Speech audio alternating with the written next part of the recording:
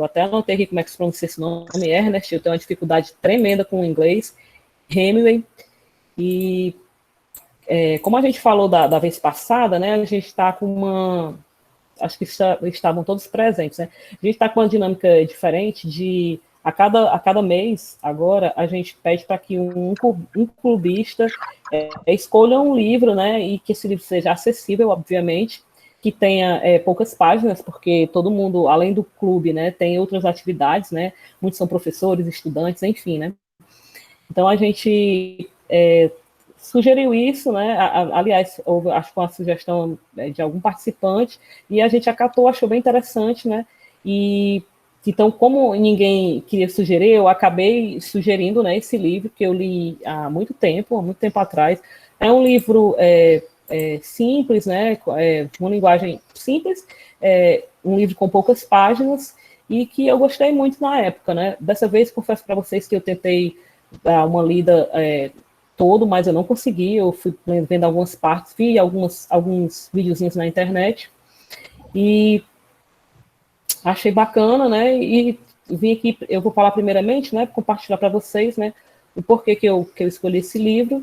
Como eu falei, eu acho ele um livro muito, muito simples, muito gostoso de ler, um livro que traz uma lição, né, acho que todos tiveram essa percepção, né, ele fala sobre amizade, né, sobre essa cumplicidade entre o Santiago e o Manolin, né, acho que é assim que se chama, e o livro você pode trazer, você pode aplicar ele, né, em vários momentos, né, pelo menos assim, na minha percepção, dessa questão da força, né, da resiliência, principalmente, que eu consigo enxergar, né, de não desistir, e também de que sempre, em alguns momentos da nossa vida, a gente pode estar no auge e também no declínio, né, mas que a gente não possa desistir, né. Tem até uma frase que eu achei bem interessante, né, que o homem ele pode ser destruído, mas não derrotado, né.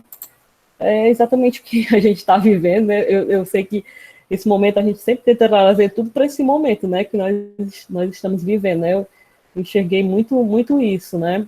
Então, é um livro gostoso, é um livro que eu particularmente acho simples, né, e traz uma mensagem muito bacana, já ganhou alguns prêmios, né. E é isso, eu vou deixar aberto aqui para a gente ver outras impressões do livro, né. Quem já quiser falar alguma coisa, pode ficar à vontade, né. O Neto, se tiver também algum aviso, alguma coisa para falar, e a gente vai conversando e vai tentando linkar, né, partes, né, e pensamentos. Então é isso.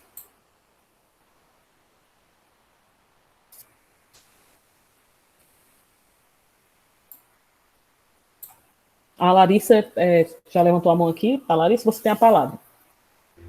Ok, boa tarde. Eu concordo com a Léo, foi um livro bem gostoso de ler. E tipo, acho que as duas partes que eu mais gostei foi a amizade do velho com o menino, que eu achei muito fofo. Tipo, no começo ele pegando, levando, indo visitar ele e levando janta para ele. Eu achei essa parte muito bonita. E também a persistência do velho. Eu também achei bastante interessante. Mas a amizade dele com o menino foi muito, muito fofo. Tipo, no começo ele passou. Tipo, enfim, essa foi a parte que eu achei mais bonita, sabe? Mesmo eles não tendo nenhum vínculo sanguíneo, eles eram muito Isso, apegados um ao outro. Enfim, eu achei essa parte muito bonita. com certeza. Eu também fiquei encantada, né? Porque eles não tinham parentesco, e você via que era uma relação quase de pai e filho, né? Realmente, né? O cuidado tanto do menino quanto o cuidado, né, do velho, né? A questão de dar de ensinar, né? Realmente, a questão dele ler, né? E tentar transmitir para o menino, né? A questão do jogador, né? Acho que é beisebol, né? Se me falha a memória, coisa assim. É bem interessante, né? Essa questão mesmo da sabedoria de passar, né, para a criança, né? Para a criança não, para o jovem.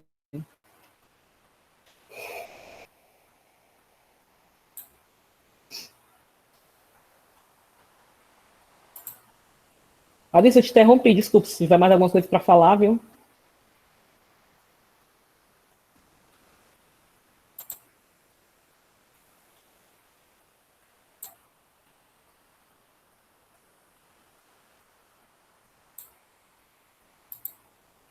Alguém mais quer falar? Eu já estou com problema no áudio, de novo. Estão me ouvindo? Estamos ouvindo, sim. Lá que eu sou... Ela não está me ouvindo? A Corrinha quer falar, eu acho. Estou lhe ouvindo, dona Fátima. Pronto. Socorro, você quer falar? Está aqui com a mão levantada, né? Vamos passar para Socorro. Olá, boa tarde a todos. Realmente, Boa tarde. uma historinha bem interessante, bem motivadora para esses dias difíceis. Vem, meu filho, anda. Anda, deixa eu te mostrar aqui no povo. Anda, vem. Hoje temos como convidada também a Ana Francisca. Olha aí. Essa está chupando esse bonita. Ela está ali no canto, só escutando. Então, boa tarde, Ana Francisca. É um livro, assim, bastante motivador, né, para momentos como o que estamos vivendo. E ele mostra também uma coisa, assim, que a gente não está acostumado, né? É a solidão, é ser sozinho, né? Lutar por si mesmo, né? E ser uma luta solitária. Assim, e ele mostrou também que a velhice do corpo não representa a velhice da alma. O livro descreve a velhice, a pobreza, que são relações antagônicas. Assim, ao mesmo tempo que ele tem a velhice do corpo, ele é jovem. Ao mesmo tempo que ele tem uma pobreza de bens materiais, né, ele tem outras riquezas. Então, são pontos, né, que também nos levam a ter essa reflexão, né, mostra esse paradoxo, né, entre... É verdade. Vamos dizer, aparências, né, que são reveladas com outras essências. E assim, uma coisa que eu achei muito relevante também foi essa questão da persistência do sonho, né? A persistência em pescar aquele peixe grande, né? Em enfrentar todas as adversidades, né? No final, o peixe não chegou por completo, mas a espinha dorsal do peixe representou que de fato, né, esse peixe foi pescado e que a luta dele não tinha sido em vão. Né? Em todo momento, o autor mostra isso, né? Que a luta, que a persistência dele é um ponto muito forte para a própria sobrevivência dele, né? Assim como pode ser para a nossa sobrevivência, né? Ele mostra aí também, eu grifei aqui, né, uma luta infindável, né, que apesar das vitórias, essa luta, na verdade, ela representa a sobrevivência. Né? São vitórias que elas são permeadas de dores, né? E mostra isso, que mesmo com alguns momentos difíceis, o velho aqui, né, ele está sempre buscando uma superação, uma vida melhor. Então, o que eu vejo é isso, né? Assim, a questão de muitas dificuldades, né? Como a parte de ter remendado a vela, né? Com sacos de pano, e que, mesmo assim, mesmo diante das condições desfavoráveis, não é? O personagem principal aí da história, ele sempre busca um novo caminho. Bom, essa era a minha contribuição. É um livro realmente bem simples, mas muito interessante, assim, como exemplo. Isso. Que eu Obrigada. também eu enxerguei dessa forma. É um livro muito, muito simples, mas que tem grandes lições mesmo. Com E certeza. obrigado assim, pela sua participação, Socorro. Antes da próxima pessoa falar, só dizer que eu vou colocar agora o link aqui da frequência, porque no final a gente vai sortear alguém que vai escolher o próximo livro, né? E também a gente vai fazer um certificado de participação do encontro. Ok. Não, eu queria falar. Pronto. A dona Fátima quer falar agora. Estamos lhe ouvindo. Pode falar, dona Fátima. Eu concordo com tudo isso que a Socorro acabou de falar, nossa companheira aqui de tudo. Concordo plenamente. Essa história da gente, da persistência, dessa perseverança em abundância, eu já tinha sido arrebatada, era no prefácio, porque esse Jorge Sena, esse português, que dá pra, não precisar dizer que ele é português, porque só quando ele foi traduzir e foi prefaciar, ele usa muitas expressões de apertar, usava aquele coisa de português, né? E ele fala muito da dignidade, da perseverança, do respeito à natureza. Eu fui arrebatada aí. Quando ele falou nisso, eu disse, esse livro é bom. Qualquer um que não conheça a obra, nem de longe igual a mim, que eu não tinha lido nada ainda desse cara, apesar do Hemingway, ele ser Hemingway, ele ser um cara premiado de ficção e pela literatura, que até, como é que se diz, o prêmio Nobel, não foi? Foi? Ele recebeu o prêmio, né? De literatura. Foi Nobel, foi? Que ele recebeu? Foi. Pois é, ele foi premiado 2 vezes. Isso. Um pela ficção e outro, na parte de literatura especificamente. Aí ele pega e quem está prefaciando dá logo essa dica danada de abundância de perseverança e de dignidade. Eu percebi assim que o pobre do velho, o nome pouco importa, né? Era a pessoa, era uma pessoa já vivida, que já tinha dado muitas contribuições, inclusive tem uma relação simbiótica de gratidão com aquele rapaz, um jovem lá que ajuda ele. Aquilo ali é gratidão. Aquilo é gratidão. Os pescadores, eles têm muito uma vida de simbiose, de troca, de ajuda, essa coisa de comunitária. Isso é demonstrado quando eu fui ler, é mais do que o Jorge Sena disse. É uma coisa linda. O respeito à natureza é tão forte que chega a ser uma atividade franciscana, que ele pede desculpa aos peixes, porque vai comer os peixes, vai matar o peixe, vai comer o peixe, pede perdão. Ele venera, ele tem piedade dos pássaros pequenos, pela dificuldade, porque a gente tira os outros para a gente. A dificuldade de um pescador viver é uma coisa, sabe? É uma luta grande. Então, ele demonstra isso quando ele vê uma avezinha pequena, ele deve sofrer muito mais. Não é bem. Estou só parafraseando, é que uma avezinha daquela sofria muito mais para sobreviver, para comer. Era diferente das aves de rapina que vão lá, tomam com aquela habilidade física, né?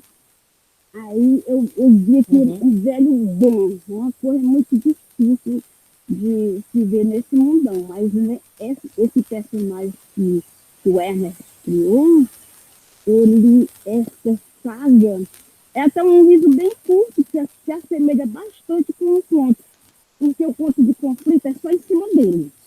O resto, ele já tinha ele não conviveu rapaz, amigo dele, para ir para o mar, o rapaz até se ofereceu, mas com dignidade, porque os pais não queriam que ele, achava que ele era um azarado, não tinha ido ao mar várias vezes, não tinha trazido peixe, mas quando mexe com a dignidade da gente, eu conheço bem isso, sabe?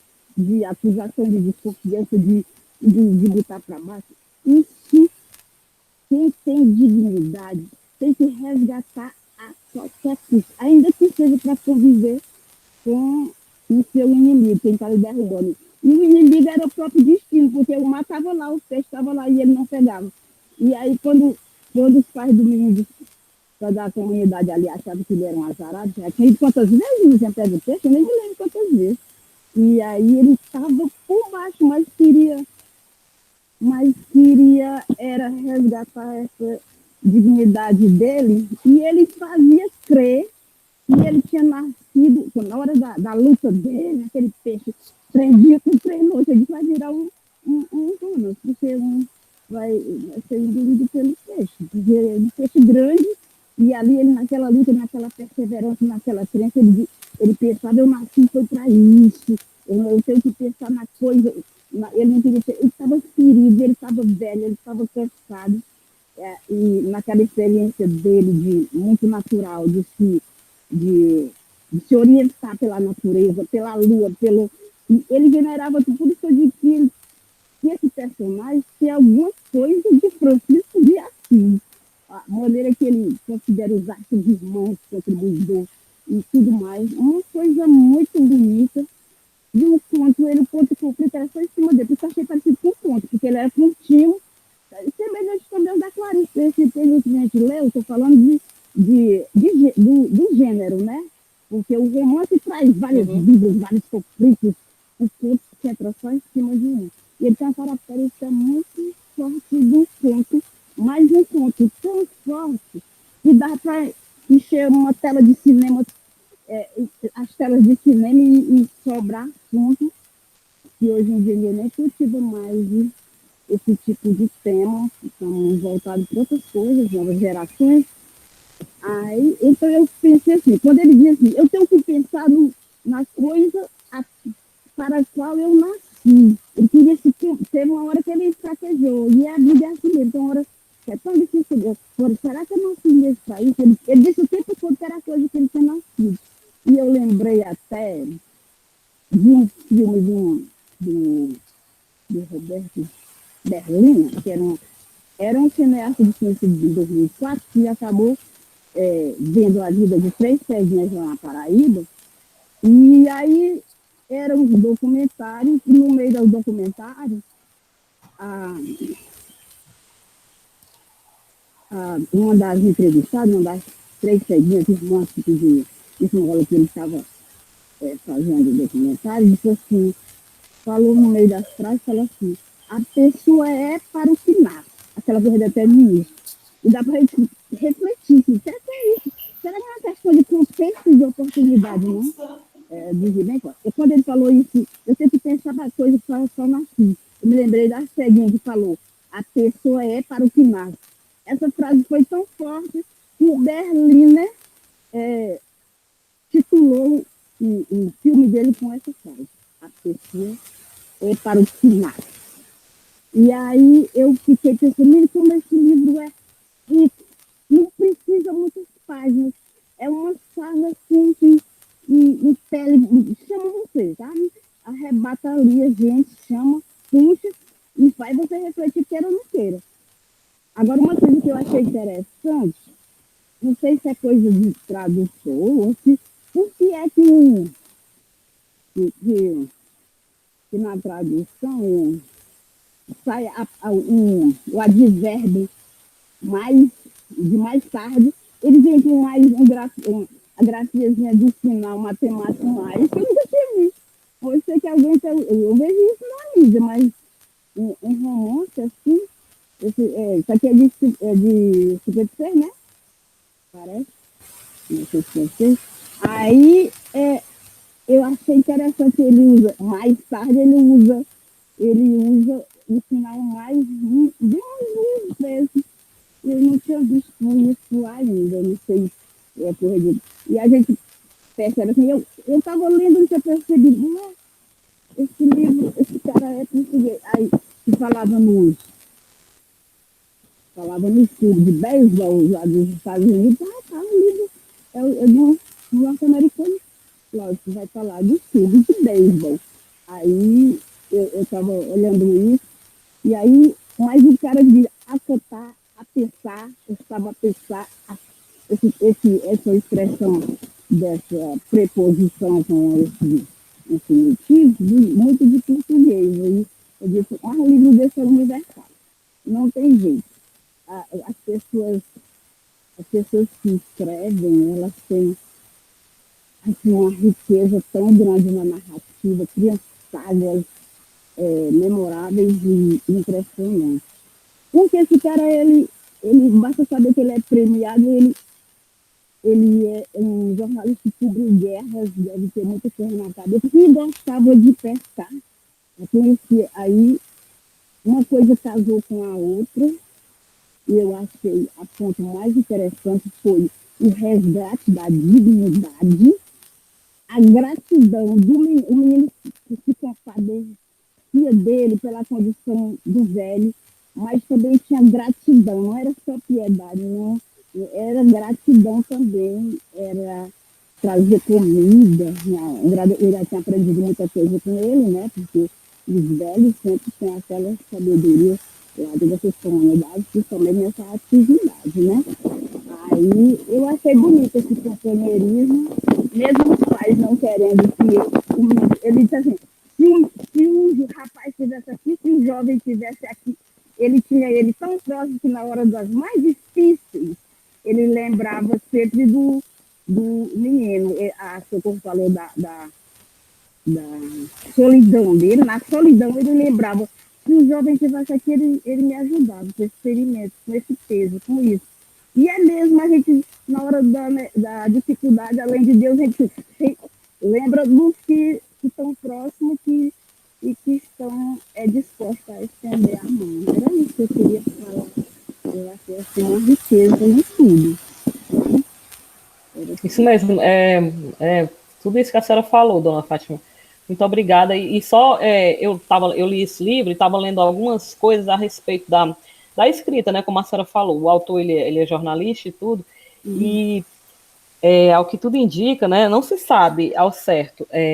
Inclusive, quando ele fez essa história, muitos pescadores lá de Cuba foram dizer que a história era deles, né? Muitos pescadores apareceram dizendo que se tratava de uma história, né, de cada um. Mas o autor mesmo falou que ele, na realidade, ele nunca assumiu isso, né? Parece que ele estava, tipo, num bar e alguém chegou e contou essa história, ou também se ele realmente observou, né, escutou algumas... Ele andava pelo mar pescando os meus amigos. Eu acho que ele pegou muitas, assim, do cenário de mar, de hoje, eu acho que ele também uma coisa de vida, sabe? Não é, claro que não é no nível do velho, né? Isso é difícil.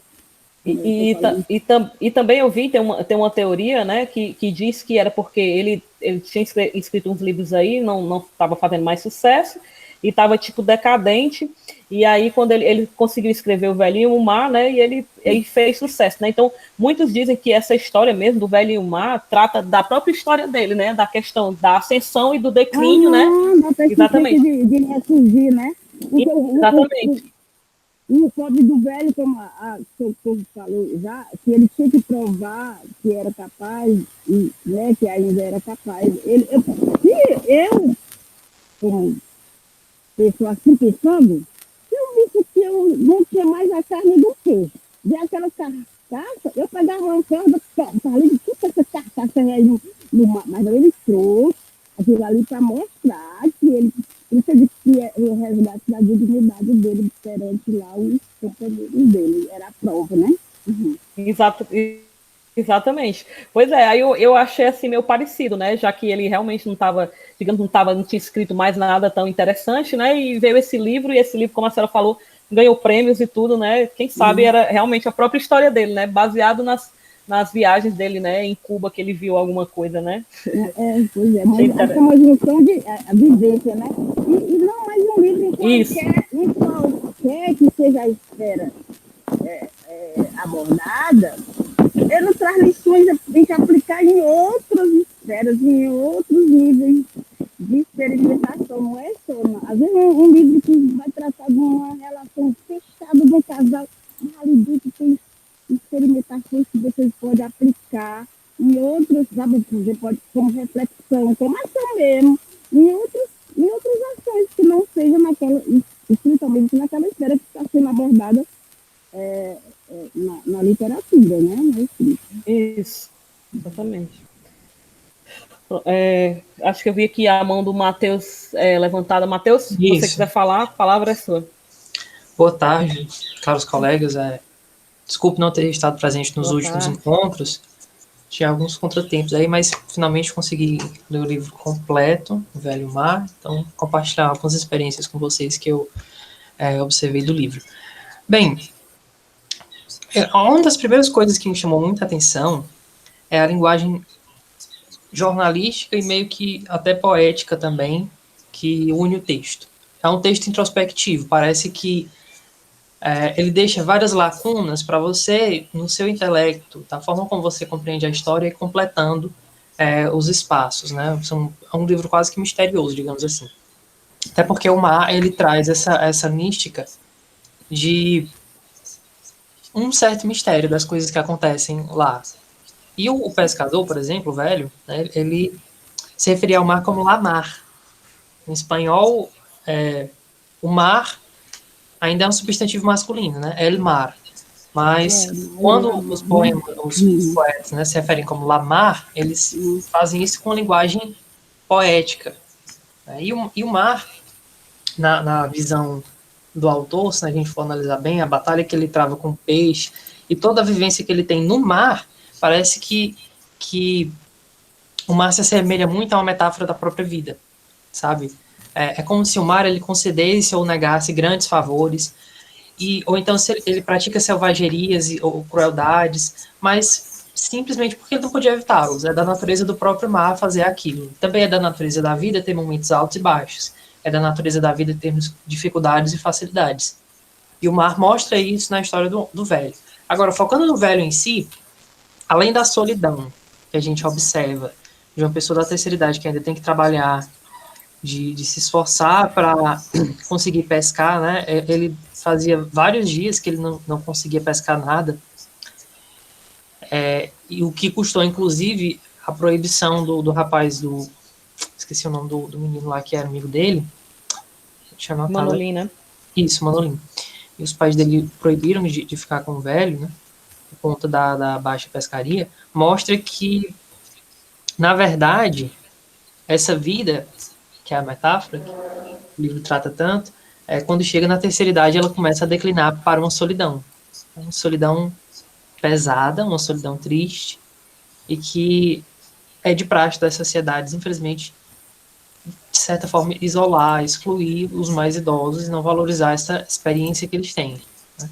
Em contraponto, o Manolim, ele se dispõe a prestar atenção no velho, se dispõe a prestar atenção naquilo que o Santiago está ensinando, que o Santiago está passando. Ele sente prazer de estar na presença dele. É uma relação de avô e neto, praticamente, né? Mesmo que não seja de sangue, mas sentimos isso nessa relação que eles têm. E outra relação que é importante ressaltar do livro é como os ambientes são descritos, né? Porque você percebe, por exemplo, que o barco, os instrumentos que o Santiago utiliza na pesca, eles são quase que rudimentares. Não são instrumentos sofisticados, são instrumentos simples que ele conseguiu dentro das suas possibilidades e nas possibilidades de Cuba também. Porque mesmo que a história não se passe... Perdão, a história já se passa, se não me engano, na década de 60. Se eu não me engano, é isso. Então, assim, Cuba já estava ali dentro daquele processo que a gente conhece, de uma ditadura comunista do Fidel Castro, e tinha rompido relações com os Estados Unidos, então não estava recebendo muitos recursos financeiros da modernidade que a gente conhece. Então, ele tinha essa dificuldade de conseguir ferramentas novas, tinha dificuldade de conseguir se atualizar nesse sentido, sabe? De ter novas ferramentas para trabalhar que facilitariam a vida dele no mar. Não, ele ainda rema, ou seja, o barco dele não era a motor. Ele não tem redes adequadas, ele não tem velas adequadas, que se eu não me engano, as velas estavam remendadas. E realmente isso também reflete na própria questão da terceira idade, né? Porque quando você vai ficando velho, a gente sabe que pessoas idosas sempre têm mais problemas que pessoas jovens, né? Doença, é uma dor ali, uma dor acolá, tá com um reumatismo, enfim, as dificuldades da vida já vão pesando mais. Mas o Santiago, ele luta contra o destino dele. Porque mesmo sozinho, com esses recursos que são praticamente artesanais, ele quer provar que ele ainda tem algum valor. Então ele vai para um lugar remoto realmente, que ele nunca havia ido, ele busca um peixe grande, segura o maior que tinha, seguramente esse peixe que ele pegou foi o maior que ele tinha visto. E ele não deixa que o peixe vença ele, né? Ele luta com todas as suas forças, ele começa uma longa luta, e o Santiago ele vai passar por momentos tensos, né? Momentos de sofrimento mesmo. Mas também ele mantém a esperança, apesar do desespero. E isso mostra, nessa relação, contato direto entre as forças da natureza e as forças humanas, que a vida também é um constante diálogo entre essas dificuldades e as vitórias que a gente tem. Então, e outra coisa, a dignidade, na verdade, não estava nem na vitória dele vencer, mas sim na resistência, de dar tudo o que ele tinha, explorar todos os seus limites para conseguir segurar o peixe. E quando ele vence, né, ele se dirige com o peixe até a beira do mar, ele ainda encontra outra dificuldade, porque os tubarões eles seguem o rastro de sangue deixado pelas feridas do animal, e pouco a pouco a caça vai servirá de alimento para os tubarões, né? Então, quando ele chega no destino, apesar de todos os esforços para defender a sua presa, vê que ele só trouxe uma carcaça. Então, assim, a vitória não estava nem em trazer o peixe em si, mas em mostrar que ele ainda era capaz de vencer aquela batalha. E outra coisa que é relevante para se citar, talvez uma comparação entre essa obra, O Velho e o Mar, e Moby Dick. Também é de um escritor norte-americano. Só que, no caso de Moby Dick, a gente não teria o efeito solidão, porque o navio era composto por uma grande tripulação. Mas, em Moby Dick, a gente tem uma relação de inimizade e amizade entre o peixe e o capitão do navio que queria pegar a baleia, né, que era uma baleia muito grande naquela época, em 1963, ela estava fazendo muitos estragos no mar, e eles queriam pegar a baleia porque seria um sinal de prêmio para eles. Só que a vivência que o personagem tem com o peixe, a relação que ele tem de lutar para conseguir pescar o peixe e não deixar que ele vença, é quase como uma relação de prêmio e das dificuldades que você consegue até o prêmio. Você tem que vencer até chegar no prêmio, né? E, claro, que no Moby Dick também a gente teria que considerar o fato de que o peixe é interpretado como a força do destino que coloca dificuldades na nossa frente que a gente nunca imaginava, mas que também abre portas. Aqui, eu entendo que na verdade, esse sentido é mais uma metáfora do mar, mas seria interessante aí fazer esse paralelo. E, bem, eu creio também que seria importante frisar, por fim, só um instante, vou pegar aqui na última anotação, que em nenhum momento a gente fica sabendo qual é a idade exata desse velho, né? Mas a gente leva em conta que, se o livro foi publicado em 1952, a gente supõe que o Santiago fosse de fato um homem velho para a época, sabe? O que nos dias de hoje talvez não fosse nem considerado mais como velho, mas naquela época ele seria já da terceira idade mesmo. No entanto, é através desse homem que o autor ele fala sobre essa solidão que invariavelmente acompanha as pessoas idosas, que na verdade é para mim o tema principal do livro e principalmente a vitória que ele tem sobre essa solidão, que é não deixar se entregar pelas dificuldades que a vida impôs a ele. Então, seria mais ou menos isso as minhas contribuições. Ótimas contribuições, é bem isso mesmo. A gente vê aqui, né, que cada um tem sua percepção, obviamente, e todas se completam, né, como eu falei, né, a gente vai linkando mesmo. Deixa eu ver se tem mais alguém aqui que queira falar alguma coisa ou continuar algum pensamento. Alguém levantou. Kathleen Rodrigues, acho que é isso. Kathleen, né? É isso? É isso. Boa tarde. Pronto. Boa tarde. Essa é a minha primeira experiência aqui no clube. Eu gostaria de compartilhar algumas observações que eu fiz sobre o livro, né? De fato, a linguagem ela é bem gostosinha, assim, né? E, sem dúvidas, uma das coisas que mais me chamaram a atenção, assim, é a relação entre o Santiago e o menino, né? Como foi falado aqui no chat, uma relação de avô e neto.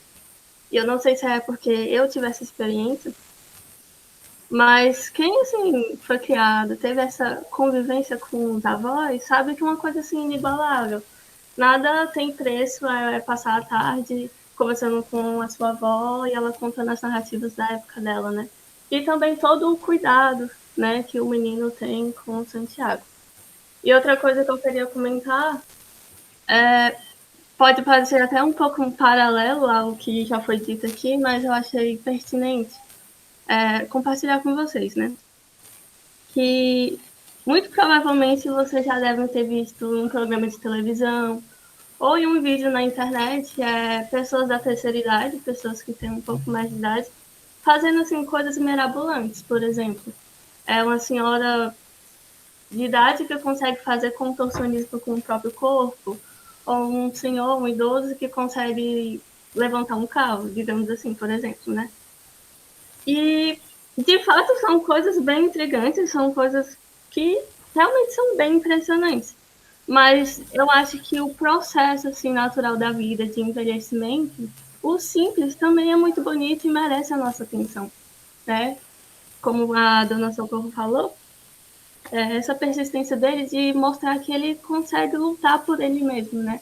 Mesmo com as adversidades da vida e materiais, né? E era isso que eu queria compartilhar com vocês. Obrigada.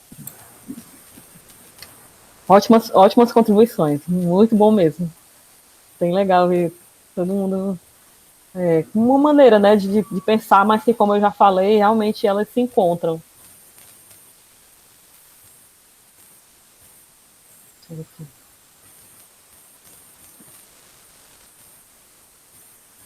Gente, alguém mais quer falar alguma coisa? Neto, Karine? Deixa eu ver mais algumas pessoas aqui. A Socorro, se quiser contribuir com mais alguma coisa. Dona Fátima, pode ficar à vontade, gente.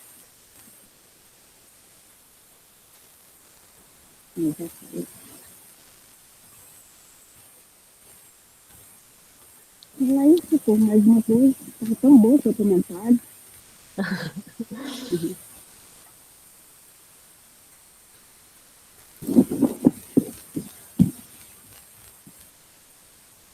Cadê isso?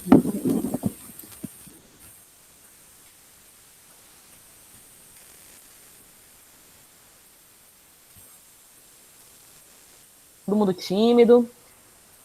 O Edeilson levantou a mão. O Edeilson levantou a mão, vem agora, porque está bem complicado aqui. Pode falar, Edeilson, você tem a palavra. Primeiramente, boa tarde a todos. Gostei muito das contribuições de todos, são contribuições bem interessantes, que eu não tinha olhado por esse lado, de cada um teve uma coisa que chamou bem a atenção, e a minha é só mais para complementar mesmo, que foram todas contribuições ótimas, e que eu fiz aqui as minhas anotaçõezinhas, né, do livro com relação a essas contribuições e também com relação à relação que eu posso estabelecer entre as minhas. Eu gostei que o Matheus disse que nenhum momento, né, a gente vê que, ou melhor, expresso no livro que a idade do Santiago, né? A gente vê que ele é velho por conta do tempo ou das ações dele, mais ou menos assim, vamos dizer. Então eu gostei dessa parte porque acho que esse velho que o livro traz também é uma metáfora, uma pessoa velha de valores, uma pessoa velha nas ações, que essa será a visão que os outros teriam dele. Por isso que tem muito dessa questão de tentar restaurar a dignidade do ser humano. Então ele queria fazer algo grandioso, tinha essa ambição com ele, e mesmo com todas as dificuldades que apareciam, seja os tubarões, seja esse peixe que foi carregando ele em alto mar, ele não desistiu. Aí então já entra aí a questão da perseverança. E essa perseverança que a gente deve ter em todas as nossas ações da vida. Mesmo quem é velho ou quem já é idoso assim de idade, deve ter essa perseverança de permanecer sempre buscando conhecimento, sempre buscando evoluir. Não é porque a pessoa já está assim muito velha que vai deixar de viver como ela vivia antes. É claro que tem algumas questões que por conta da saúde não pode mais, mas em questão de conhecimento, de buscar essa aproximação com as pessoas, que a gente nota muito essa solidão, né, no Santiago. Inclusive porque ele era já viúvo e só tinha lá o garotinho que veio somar para ele como um neto. Que a gente vê que ele ensinava muitas coisas ao garotinho, e o garotinho tinha muito a agradecer com relação a isso. E seria meio que passar de geração para geração, né? Seria passar os conhecimentos que ele tinha ali como uma pessoa bem experiente de vida, bem experiente do que já tinha passado tudo. Tanto que ele é bem nostálgico quando ele fala das viagens lá que ele já tinha feito, quando estava lá em alto mar. E seria mais ou menos isso, né? Dessa relação de passagem de geração em geração, aquilo que ele já tinha em suas vivências. Então eu gostei mais desses aspectos. Perfeitamente, é verdade.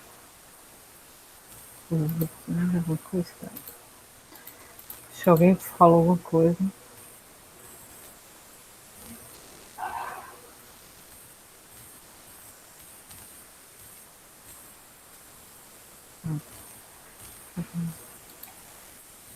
Sei mais se alguém levantou a mão.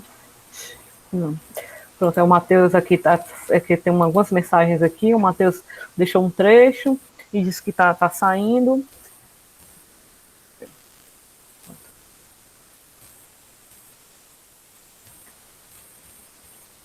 Gente, se alguém quiser colocar mais uma colocação, a completar a fala de alguém, do Edeilson agora, pode ficar à vontade.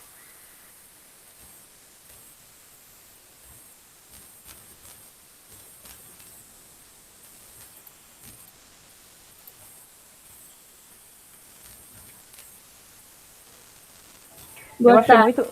pode falar, Tainara. Perdão, pode falar.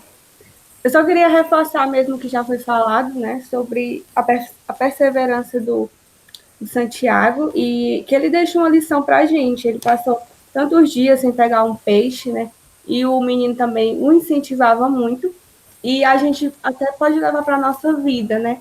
Às vezes um dia da gente é ruim, a gente já reclama, a gente já desiste, não segue em frente com a perseverança do Santiago. Então, acho que isso, assim, também é uma das lições, como todo mundo já falou aqui.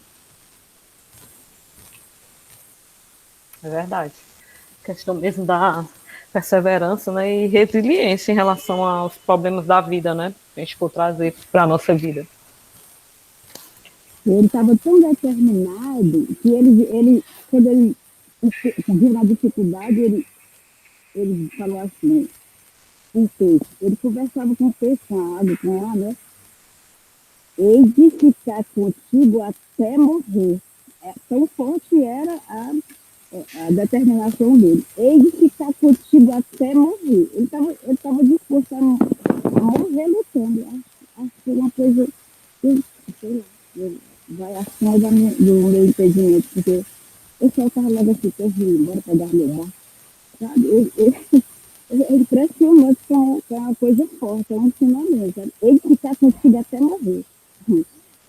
O peixe se despôs da boca dos tubarões, ele levou a cascata para mostrar. Eu achei acho interessante é a determinação disso. É bem verdade.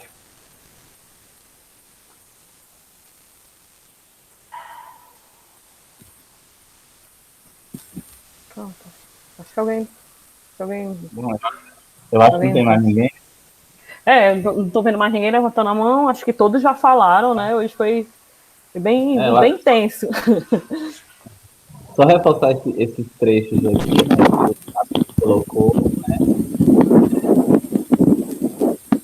O trecho que reflete a metáfora do mar como representação da dificuldade da vida, né? O mar é generoso e belo, mas pode tornar-se tão cruel e tão rapidamente que aves assim que voam mergulhando no mar e caçando com suas fracas e tristes vozes são demasiado frágeis para enfrentá-lo.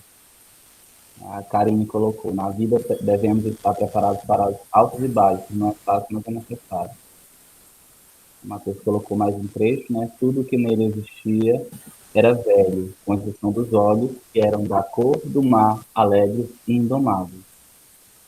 Né? E é isso mesmo. E eu acho que o livro retrata muito, principalmente esse lance da solidão do Santiago, né? Principalmente aquele período inicial, né, da pandemia, em que as pessoas, né, se isolaram assim do nada, sem saber o que estava acontecendo, com medo, né? Eu digo que naquela época com medo, porque hoje as pessoas não têm, parece não ter mais medo, né? Pelo menos é o que a gente vê. As pessoas não têm mais tanto medo assim como no início, quando não sabiam o que estava acontecendo, né? Então, muitas pessoas, né? Algumas pessoas, pelo menos, enfrentaram essa solidão, né? Pessoas que têm parentes que trabalham na linha de frente e tiveram que enfrentar, né, essas dificuldades. E eu acho que é isso. Se ninguém tiver mais o que falar, a gente já vai começar a encaminhar. Não sei se falta alguém ainda a responder a frequência, que a gente daqui a pouco vai ver quem é que vai escolher o próximo livro, né? Todo mundo já preencheu a frequência.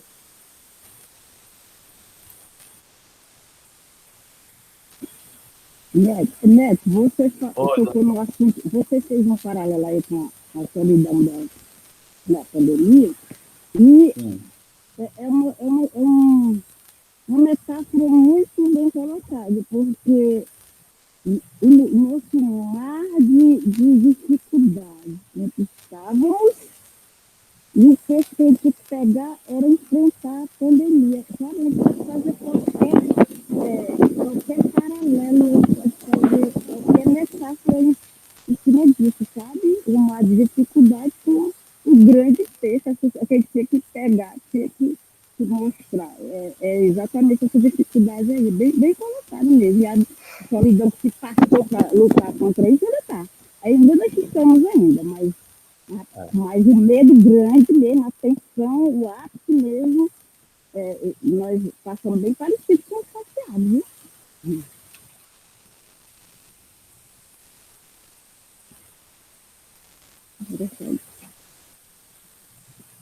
Eu já posso preparar para sortear. Eu estava lembrando aqui de outra coisa.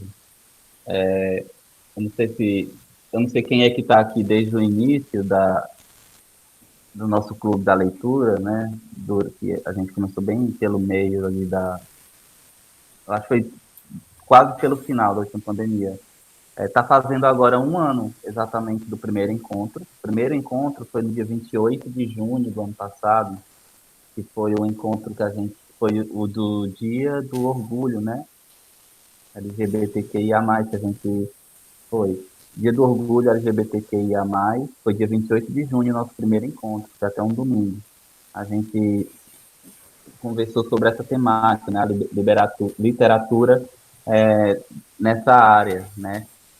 Então, eu estava só lembrando aqui que está fazendo um ano dos nossos encontros online, do nosso clube da leitura. Verdade. Né? Aí eu lembrei porque eu vi a bandeira ali da Leog ali atrás. Aqui é. Pronto, eu vou preparar aqui. Se ninguém vai falar mais, eu vou ver aqui.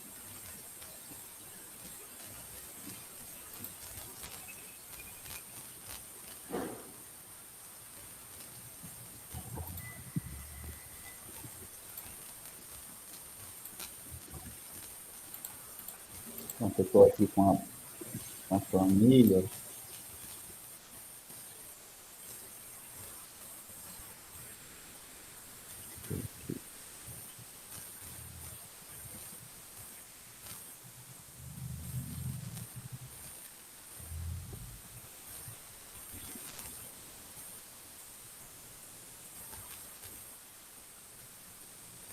Pronto, 10 pessoas assinaram aqui a frequência.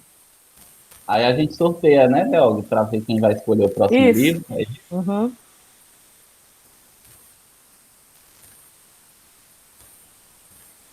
Pronto.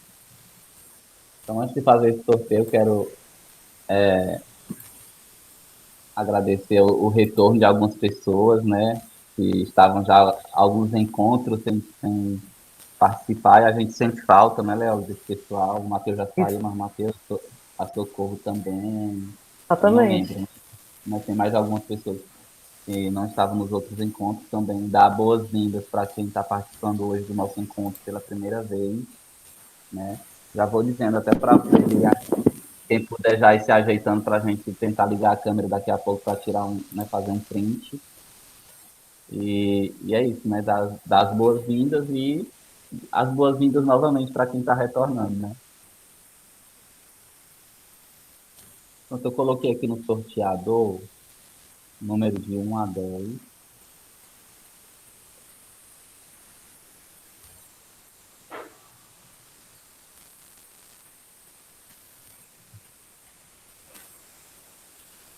Vou compartilhar para vocês verem pela lisura do sorteio.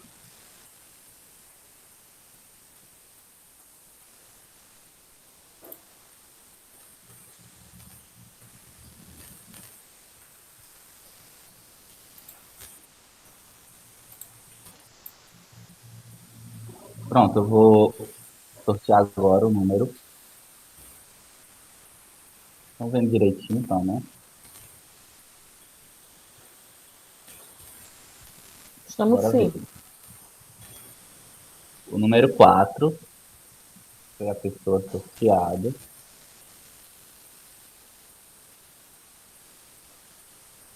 E o número 4, vou tentar compartilhar aqui o número 4. É o Edeilson. Vai escolher o livro. Olha aí. O livro do próximo encontro vai ser escolhido pelo Edeilson. Não sei se ele já tem um em mente ou vai querer pensar um pouco. Eu vou pensar um pouco. Certo. Vamos ver se até segunda-feira tu dá uma resposta aí pra gente de um livro. Tá bom.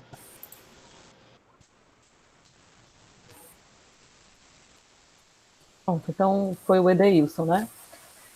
A gente espera até quarta-feira, né? Isso. E aí a gente vê também a data, né, Neto? Quarta-feira, depois ele escolher, né? Não, pode ser até quarta. Provavelmente vai ser lá pro final de julho, né? Por aí. Eu já tinha escolhido. Olha aí. Aí eu não sei se vai ser no sábado, vai permanecer, eu não sei. A gente pode até conversar isso no grupo, né? A gente vai ver aí até quarta-feira. Isso. O Edeilson vai decidir o livro e a gente define essa questão da data, né? Não sei como é que isso, vai ficar. E gente... Vai já tá voltando, aí a gente tem que mudar algumas coisas. A gente vai ver também, porque o que a gente está percebendo, né, que não estava dando para a gente fazer na semana, porque assim, muitas pessoas têm outras atividades, os alunos e tudo, mas também a gente está vendo a questão do sábado, né, porque as coisas estão voltando ao normal, né, muita gente também tem compromisso no sábado e domingo, né, então não sei, a gente vai ver aí se a gente vai botar esse encontro pela semana, né, em algum turno, né. Não, Bessada, já tá voltando segunda-feira? Segunda-feira, nós estamos, a UVA já vai abrir, para os alunos não, né? A administrativa vai trabalhar amanhã e tarde, né, Neto? Os alunos não vão ainda não, né? Não, para aula não, mas a gente já está fazendo a questão de empréstimos e devoluções. Entendeu? Aí, aos poucos, a gente está vendo que está tudo voltando. A extraoficial é para a gente, funcionário, voltar segunda, né? Mas eu não sei se tem que esperar o decreto, não sei. A comunicação da reitoria, não sei. Vai voltar amanhã e tarde, né? A gente está vendo aí, né, Neto? É isso. Vocês vão tirar as fotos? Vamos tirar. Lembrei agora do menino, nem tá aqui, né? A Karen se arrumou todinho. Tô vendo aí.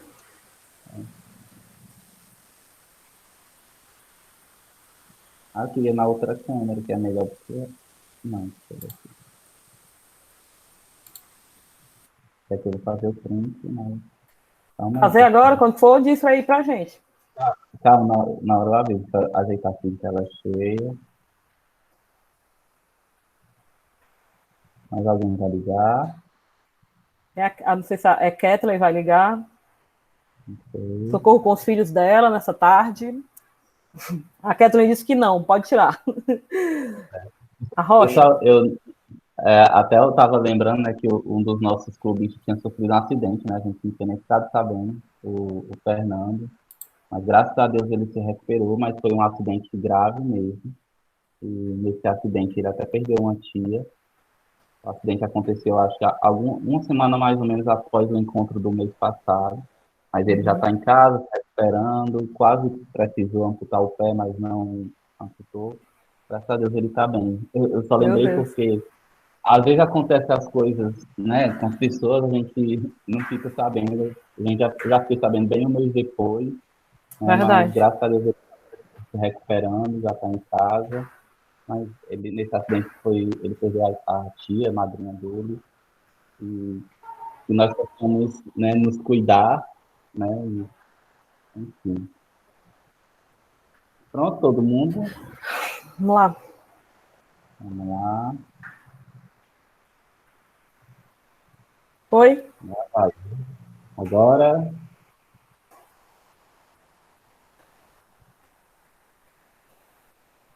Pronto, né? Pronto. Pois, pessoal, é isso. Ótimo resto de final de semana para todos. E no decorrer da semana a gente conversa, né, sobre os detalhes dos próximos encontros. Isso, gente. Então, boa tarde. Obrigada aí pela participação de todos e pelas contribuições, né? Bom final de semana. Se cuidem. E é isso. Usem máscara ainda. Boa tarde a todos. Bom fim de semana. Oi, Léo. Oi. Boa tarde. Seu família.